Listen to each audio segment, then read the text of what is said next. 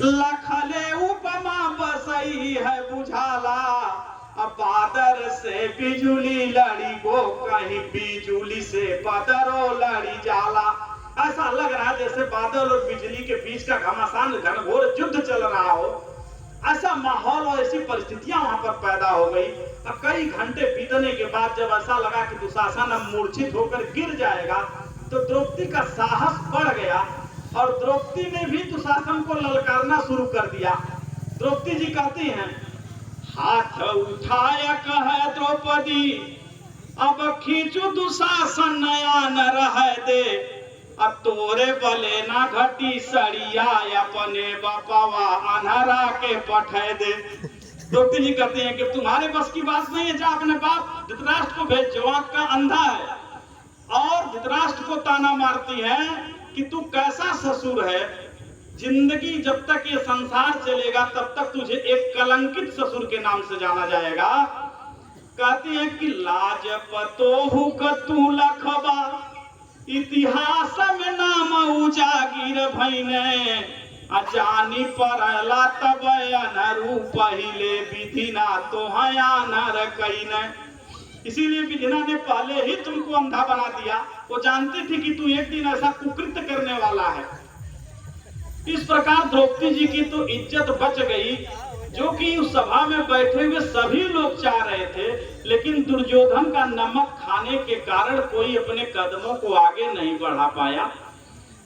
अब भगवान श्री कृष्ण के सब लोग अपने स्थान से खड़े होते हैं और भगवान श्री कृष्ण का करबद्ध निवेदन करते हैं, और भगवान श्री कृष्ण का जितना नाम है सब इसी छंद में आ जाता है। लेकिन उसके पहले एक छोटा सा छंद है। जब भगवान श्री कृष्ण आए और द्रौपदी जी खुश होकर उनको आशीर्वाद दी थी कि तोरे जांघी और बाही के जोर बढ़े, रन में वन में तू सुखी रहा भैया, तो कृष्ण को यह याद था कि मेरी बहन ने मुझे एक आशीर्वाद दिया है। तो जब इज्जत बच गई और दुशासन बेहोश होकर मूर्छित होकर गिर पड़ा, तो द्रौपदी जी ने कहा कि भगवान श्री कृष्ण ने कहा कि बहन, मैंने तो तेरे उद्देश्य की पूर्ति कर दिया जिसके लिए तू मुझे पुकारी थी। अब जो आशीर्वाद तूने मुझे दिया है, मेरा मन चाहा आशीर्वाद दे जो मैं मांगना चाहता हूँ। द्रौपदी कहती है, भैया मांगो, तुम्हें कौन सा आशीर्वाद चाहिए? तो कहती हैं, श्री कृष्ण जी कहते हैं कि देना जो चाहत तू बहिना, दे है मांगत बाटे जो कांधा, अजौने बदे तरसानित जीवन नेम कथा व्रत सम्मत साधा। शब्दों पे विचार करने का विषय है, सामान्य शब्द नहीं है, थोड़ा सा जटिल है। कहते हैं, अगर बहन तू मुझे देना चाहती है तो मेरे मन माफी का आशीर्वाद दे। देन जो चाहत तू बहिना, दे है मांगत बाटे जो काधा, जौने बदे तरसा नित जीवन, जिस चीज के लिए मैं जीवन में रोज तरसा हूं। देन जो चाहत तू बहिना, दे है मांगत बाटे जो काधा, जौने बदे तरसा नित जीवन नेम कथा व्रत सम्मत साधा।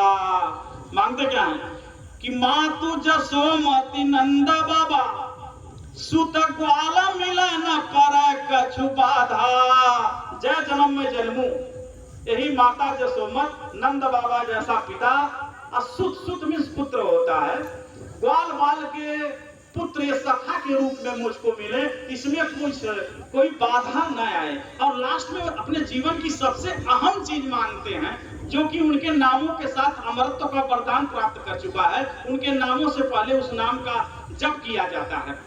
तो कहते हैं कि देना जो चाहत तू बहिना, दे है मांगत बाटे जो काधा, अजौने बदे तरसा नित जीवन नेम कथा व्रत सम्मत साधा।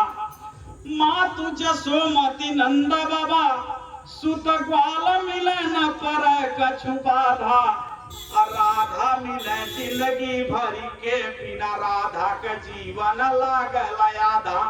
कहते हैं कि जय जन्म जन्मू, राधा मुझे हमेशा मिले, क्योंकि इनके बिना मैं अधूरा हूं।